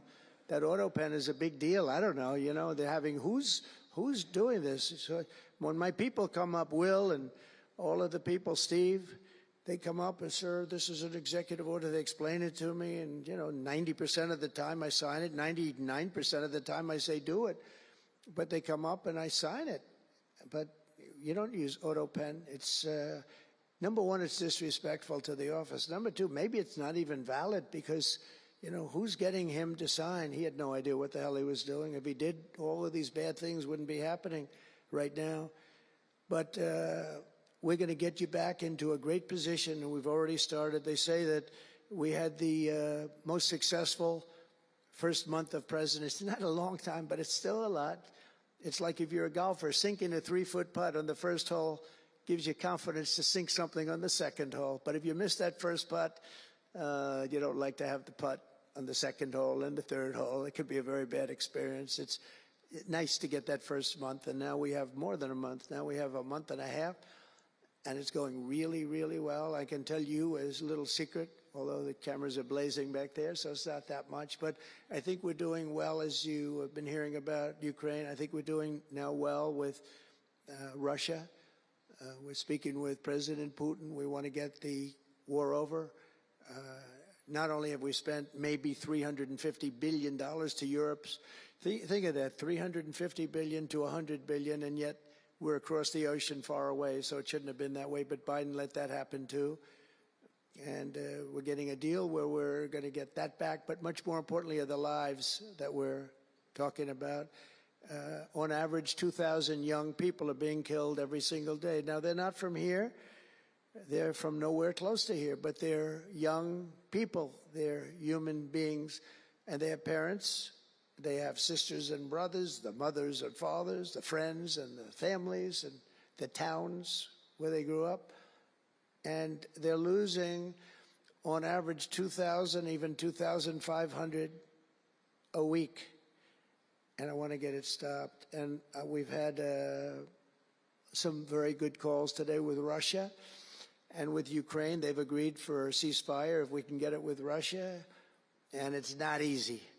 It's a tough one, but I think we're doing it. And as the Secretary General said yesterday of NATO, a terrific guy, he said without Trump we wouldn't be talking about it. It would just go on for years, and millions of people have been killed, but millions more people would be killed. And he said it was a great honor. Without me, it would just keep going on. We're looking for the ceasefire now with Russia, and we've had some very good talks about it. We've had some very good responses. And I can tell you that there was a case where there would have been no war if I were president, and it's just 100% would not have happened, would never have happened. I used to speak to President Putin a lot about it. I said, don't do it. Don't do it. I won't tell you what the consequence was. I won't tell you what he said. But if he believed even 5% of what I said, then he would say, I'm not going to do it. And I think he did. But we had a good relationship, and we had a professional relationship, and his respect for this country. And I think we've had some very good results. So, I haven't been able to say that to anybody else. I haven't wanted to say it until just before I came here. I got some pretty good news. So, but we have to see what happens. It's still a long way to go. The fighting is unbelievable. Russia has a large group of Ukrainian soldiers, as we speak, surrounded and in grave danger. They've been able to surround them. They're in grave danger. Biden should have never let this war happen. First of all, you don't want to pick on somebody that's a lot larger than you, even with the money. There's a lot of money that we gave them and a lot of equipment. We make the best military equipment in the world, but even with all of that, it's unbelievable. Right now you have a lot of Ukrainian soldiers that are encircled and in grave danger, and I've asked them not to kill those soldiers, please, not to kill those soldiers. We don't want them killed. It's such a shame to see what's happened. A thing like that would have never happened. Inflation would have never happened. October 7th would have never happened. Israel, Iran had no money. They were totally broke. Think of it. They had no money to give to anybody. They were totally broke. And within a short period of time, as soon as Biden came in, he took out all the sanctions. In China and everybody else that wasn't buying oil from Iran was buying it at levels that they never spent before. And it was a sad thing. And if you look at Afghanistan, that was probably what got Putin started, because when he looked at how horribly we looked, I think the most embarrassing day, not that we got out because we were getting out. I would have been out faster than them. I was the one that got it down to the right level. But we would have kept Bagram, the big Air Force base. We would have kept it. Right now, China occupies Bagram. And the reason we would have kept it is because they were 1 hour away from where China has and builds its nuclear missiles and weapons. And they gave that up. At the dark of night, they left the lights on, and they left the dogs behind, by the way. A lot of people say, what about all the dogs? They had a lot of dogs, and they left the dogs behind. And what a shame, what a shame. The way we got out, I think it was the most humiliating time in the history of our country. The way it happened, not that we were getting out, because we wanted to get out, but we would have gotten out with dignity and strength. And what a difference a rigged and crooked election had on our country when you think about it. And the people who did this to us should go to jail. They should go to jail. So I just want to say God bless America, because we have to say God bless. We're lucky we're still here, frankly. And this whole thing could lead, I think we have it. I think we have it. But this could lead to World War III very easily. Could very easily lead to World War III, but I think we're in pretty good shape, a lot better than we were before we got involved, that I can tell you. That was heading into World War III territory, and that would have been a war like no other because of nuclear weapons and other types of weapons that people you don't even want to know about. But as many of you do know, well, we're focused on persecuting, and these people were really focused on persecuting Republicans. The last administration presided over the worst increase in violent crime in our country in many, many decades. We had levels of violence and crime, and a lot of it had to do with the illegal immigrants that came in. Remember when I used to complain about it? Because I knew how tough they were, how mean they were. And they said, no, people that come into our country are all wonderful people. No, they're not wonderful. These are stone cold killers. These are killers they make our killers look nice by comparison. They make our killers look nice. These are rough, tough people with the tattoos all over their face. Historically speaking, I don't want to discriminate against anybody, but historically speaking, they're not going to be the head of any major bank that we know of. These are rough people. These are rough killer people, and they allowed them in by the millions.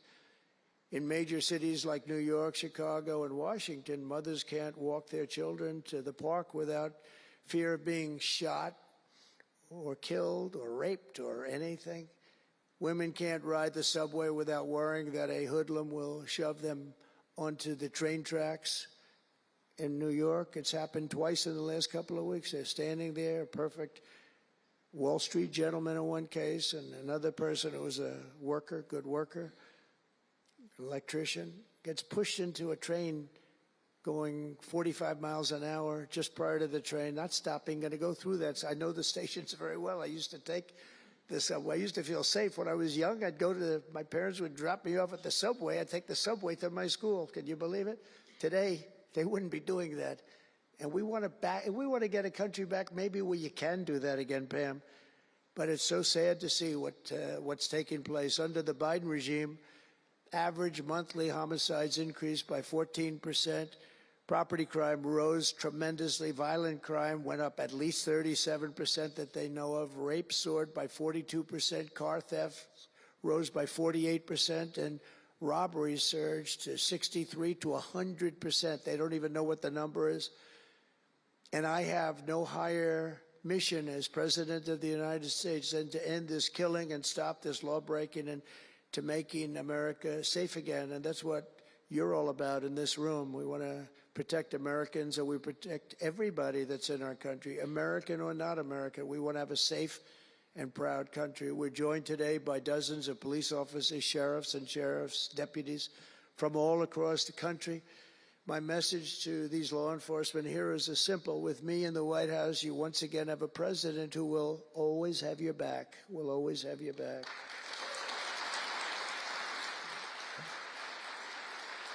Thank you, fellas.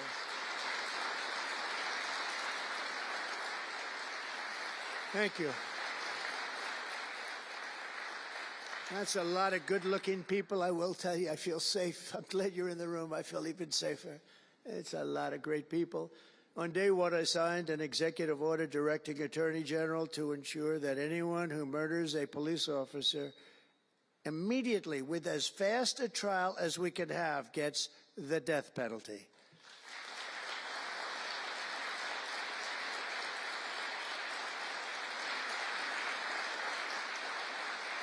And last month, I fired all the radical left pro-crime U.S. attorneys appointed by Joe Biden. There were so many that were bad. And I know there were some that were probably very good, but there were so many that were so bad and so evil, so corrupt. Instead of having Marxist prosecutors who want to put police officers in handcuffs and go after a police officer rather than a criminal, I appointed patriotic, tough-on-crime warriors who will partner with police to put dangerous offenders behind bars, put them in jail. We're fully reviving 1033 program to provide state and local law enforcement with surplus military equipment that we have so much of it. I did it in my last administration, and I remember Obama wouldn't do it. He wouldn't do it before me, would not do it, because he thought it made them look too strong, too military. I said, no, that's what I want them to look like. I want them to look strong. And it was protective, defensive equipment. We had billions of dollars. I gave it out, and now I'm going to have a chance to give it out again. They didn't want to do it with Biden, and Biden didn't know why. I didn't, if they would have asked him, he wouldn't have been able to answer the question. He could never answer a question. They said my press conference yesterday was longer than all of Biden's press conferences put together for the last 4 years. And I don't know if that's true, but it was close. And perhaps most importantly, we're securing our border and repelling the invasion of America. We have, you see the numbers have come down. So, and Tom Homan and Christie were have been incredible. Christy Noem, Secretary, she's done great, and Tom Homan is, I don't know if Tom Homan's here, but wherever he may be, I think he's chasing people out of our country. If he was here, I'd almost be disappointed. What are you doing, Tom? But he's a fantastic guy, and he's a brave guy. Over the past 4 years, other countries emptied out their prisons and jails, mental institutions, and insane asylums, and sent the killers, drug smugglers, and bloodthirsty inmates from the filthiest dungeons of the world straight into the USA. And open border. We had an open border policy. Anybody could come in, no matter what you were, no matter where you came from, no matter what you looked like, no matter what you were doing, no matter what you did, no matter how many people you murdered, you could come right into our country. We have murderers right now walking the streets. We're joined today by Tammy Nobles, whose 20-year-old daughter, Kayla, was attacked in her home 3 years ago, horrifically assaulted and strangled to death by an illegal alien MS-13 monster set loose into our country under the open border Biden regime. Kayla was one of countless American victims ripped away from their families by the open border policies of that administration. And we're also joined by Kayla's stepfather, Jeremiah, and several other courageous angel families here today. And I'd love you to all just stand up and take a bow, because you are incredible people. Please. Thank you.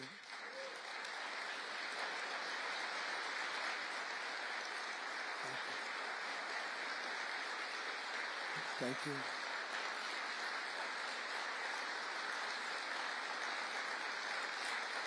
Thank you very much. Thank you. But I want you to know that we are working every day to expel these savages from our country and ensure that what happened to your loved ones will never happen again. So their legacy is going to be a great one. Thank you all very much. Appreciate it. On day one of my administration, I declared a national emergency on our southern border. In our first full month in office, we achieved the lowest level of illegal border crossings ever recorded, okay? Even lower than 4 years ago. For years, Democrats and the media kept saying that we needed new legislation. We had to have new legislation. We needed it immediately, and I never had legislation, and I had the best border in the history of our country for almost 4 years. And by the time I got out, we had the lowest numbers ever. My favorite chart of all time was brought down that day, and on that chart said we had the lowest numbers ever.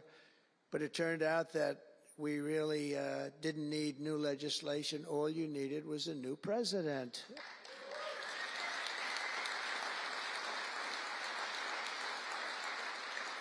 And I said that the other night. That's all you needed was a new president saying, close the borders, because the Border Patrol is unbelievable, ICE is unbelievable, and all of our law enforcement is just incredible. All of you guys are amazing, and the people of our country respect you and they love you. And a lot of times you don't hear that because you have to listen to the fake news back there, but they have great respect for you. So I just want you to know that. And you know, that includes our fire departments too. They don't get spoken about enough. You know, they go into some of the areas I read where they're shooting them off ladders. Can you believe it? They go up to put out a fire, Leo, and they go and they shoot them off a ladder. It's just unbelievable. These firemen and women are incredible. So I want to put them in the same category because they're just incredible. I also like that the fact they voted for me like at 94%. So I have to mention them. I have no choice, right? But the truth is they're phenomenal people. The law enforcement, fire, everybody, they're phenomenal. Basically first responders, because that's what they are. They're first responders. And we're ending the migrant occupation of America. And what we're doing now is we're liberating our cities and our suburbs and our towns. And you see a big difference. I'm getting calls all the time from even leaders of other countries saying, sir, the whole world feels liberated now. It feels like there's a light over America, but there's a light over the whole world. I hear that so much. It's so nice to hear, too. And I feel it.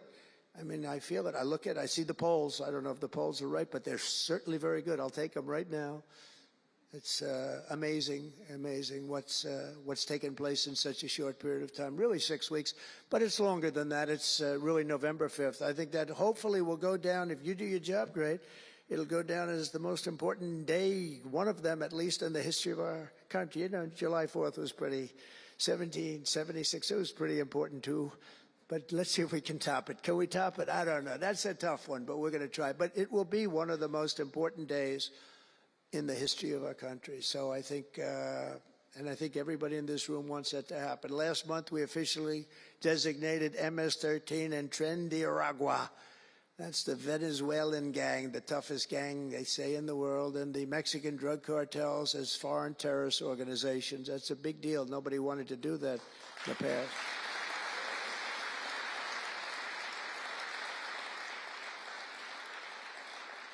And by the way, we've caught hundreds of them, the Venezuelan gang, which is as bad as it gets. And you'll be reading a lot of stories tomorrow about what we've done with them. And you'll be very impressed, and you'll feel a lot safer, too, because they are a vicious group. They went into Colorado. They took over areas of Colorado. They sort of were like me. They were in the real estate business, but they didn't go out and get financing. They just took over a building and kept it. And they said to the tenants, get the hell out of here. One man called the police, and they cut off his fingers. And they say, you call again, your other fingers, and you call a third time, and you're dead. These are tough people and bad people, and we're getting them out of our country. And some are so bad, we don't want to get them out. We have to put them in jail because we don't want to even take a chance that they can come back. Thanks to our efforts, Mexico, including the depraved kingpin charged with the 1985 murder of DE agent Kiki Camarena.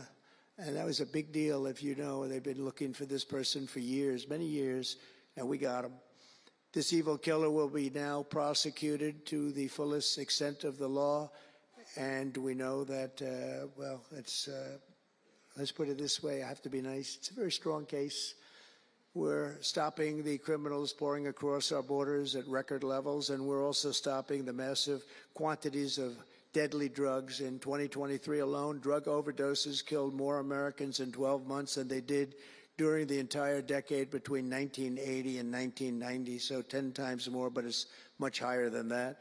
More Americans died from fentanyl last year than died in the Korean War, or the Iraq War, the Afghanistan War, all of them combined. That's why I've placed large tariffs on Mexico, Canada, and China, and they will remain in place until these deadly poisons stop pouring into our country. And I will tell you, as soon as I put on the tariffs on Mexico, Canada, and China, unbelievable results have been seen in the last few weeks. Unbelievable results. They weren't happy about it. You probably read they weren't happy, but they are working like hell to end it. They weren't working very hard before I did that. With us today is a brave mother and advocate, Ann Fundner, who lost her beautiful 15-year-old son, Weston, to fentanyl. And Ann, if you would, I'd like to ask you to come up and say a few words, please. Thank you.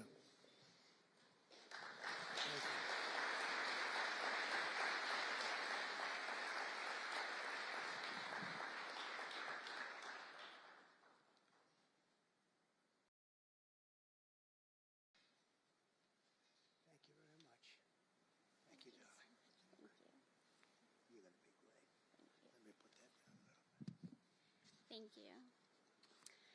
Well, first I want to say thank you. I think this is the biggest honor of my entire life, being on stage with President Trump. But I want to tell you a little bit about my son, Weston, who absolutely loved President Trump. He had a beautiful Trump 2020 flag hanging in his bedroom, and he had it on the beach one day, and we took a picture, and it became our 2020 Christmas card with the most perfect slogan for President Trump, peace on earth.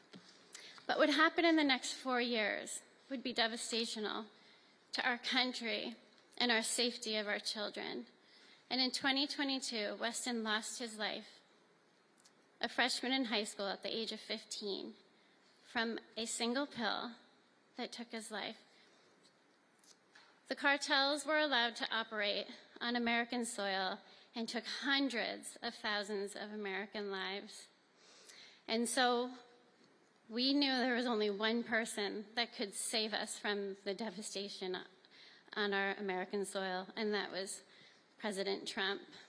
And so in 2024, we did the best thing that we could do to keep America safe again, and we elected President Donald J. Trump. Thank you. Thank you.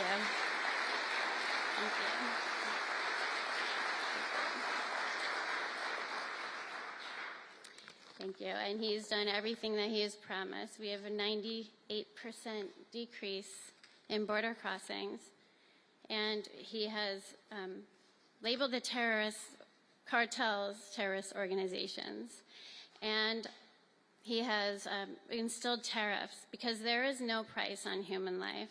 And so I feel like I can speak for the entire fentanyl fighting community when I say thank you to President Trump, and thank you to Pam Bondi and everyone out here who is fighting this fight. God bless you. God bless you, President Trump. And God bless America. Thanks. He's up watching you. He's up there watching you. And he's so proud of Mom.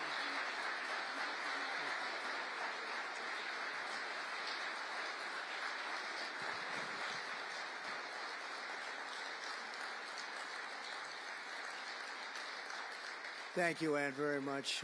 Weston is, I just said to Ann, Weston is up in heaven watching his mom, and he's so proud of you. He's so proud of you. Thank you.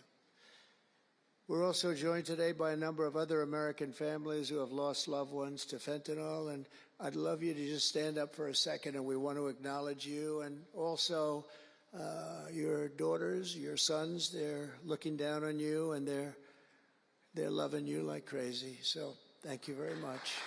Thank you. Thank you. Thank you. This department will not rest until we have ended the fentanyl epidemic in America once and for all. In less than 2 months since I took office, the DEA and FBI have seized nearly 1 million deadly doses of fentanyl, and that's just the beginning.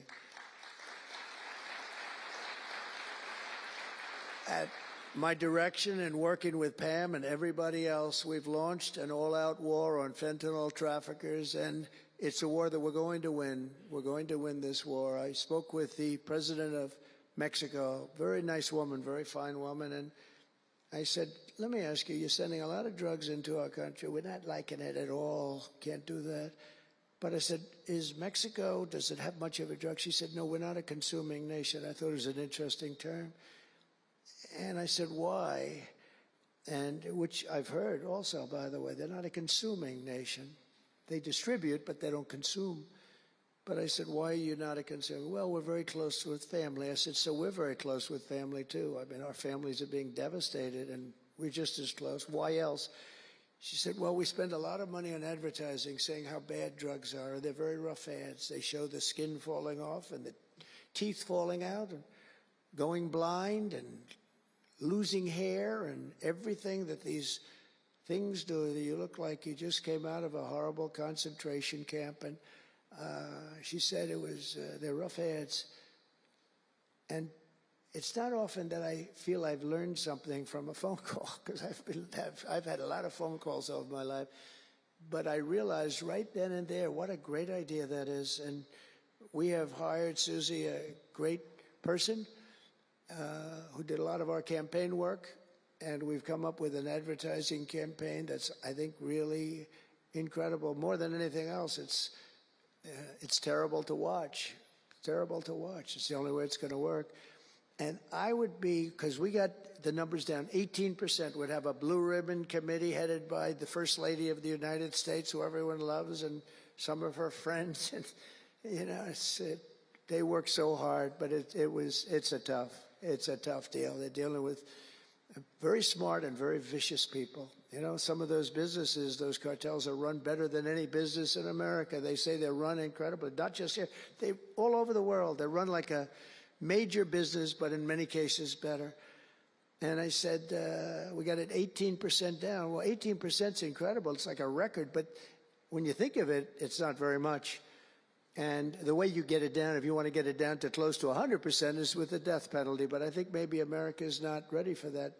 China has a death penalty. Singapore has a death penalty. Various places have the death penalty. Wherever you have the death penalty, you don't have drugs. But I just don't know if this country is ready for it. So I tell people, and it's always an option, but I don't know. I just don't know if you're ready for it, and that's okay. It's nothing you can do. But what we're going to do is we're doing this campaign And I think we can get it down 50% with this campaign, because when people see all the horrible things that these drugs do to you, we're especially focused on fentanyl. When they see all of the horrible things that happen when you take drugs, how you look, you lose your look. Everyone's vain. They don't want to lose their look. The look is so important. And I think when they see these things, they may say, you know what, I'm going to take a pass. But there is big danger. Pam and I were talking about it before. A lot of people are taking fentanyl and not even knowing. They think they're doing something else, or maybe taking another drug, but at a much lower level. And they die. You can put on the pin, think of this, the head of a pin, fentanyl, and it's too much, and it will kill the strongest person in the room. And it's amazing. But we're going to do this campaign. It's going to be launched fairly soon, Susie. And I think it's going to have a big impact. I think if we got it down by another 30, 35 points, and I really believe we can, I think that's an incredible idea. So I thank the President of Mexico, actually. It was a call on tariffs, and we talked about drugs. And she gave me an idea that I think will be very successful, and based on what I saw, it's going to be amazing. Under our leadership, this department is once again laser focused on protecting the American people. We're defending our borders, our streets, our children, and our good, really God-given, this is God-given rights and liberties once and for all. We're going to defend our country, and we're going to defend our rights. Etched onto the walls of this building are the words English philosopher John Locke said, "Where law ends, tyranny begins." And I see that, and I saw it over the last 4 years when somebody was allowed to attack viciously with this department and the FBI. His political opponent, how did that work out? Didn't work out too well, but it wasn't pleasant. It wasn't pleasant. I was attacked by a political opponent, and probably it helped that I was attacked more than anybody in the history of our country. Alphonse Capone, the great Alphonse Capone, legendary, Scarface, was attacked only a tiny fraction of what Trump was attacked.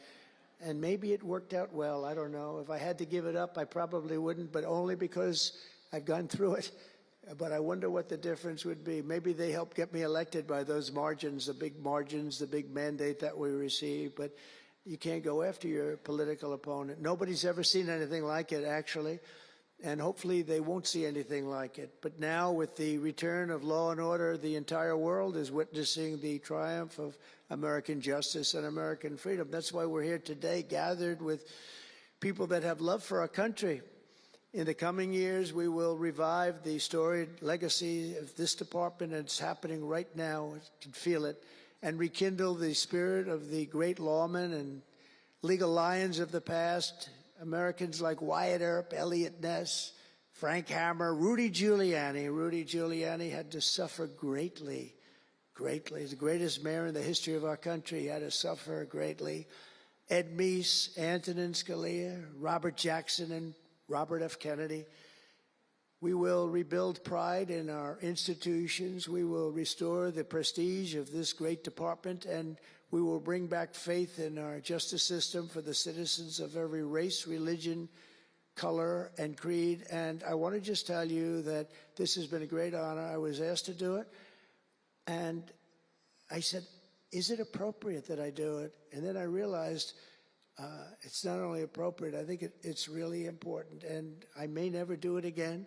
I may never have another chance to do it again, because this is something that I'm leaving to the greatest people I know, the best people, the smartest people, the toughest people I know.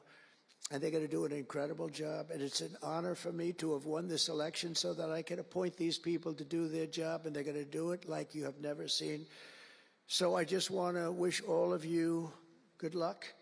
It's going to be an interesting journey. Not going to be easy, but you're going to win. You're going to win, win, win, and fight, fight, fight. And it's going to end up being a tremendous result for this country.